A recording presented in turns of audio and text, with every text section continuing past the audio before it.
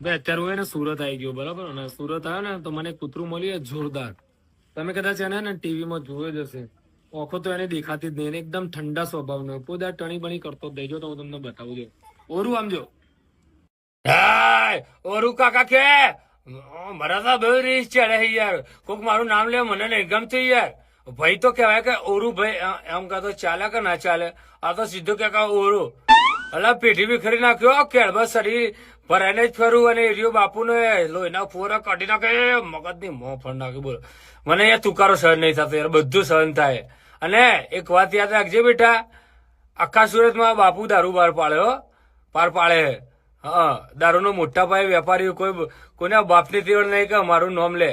હા વાઘ હતા ને વાઘ છે ને વાઘ રહેવાના.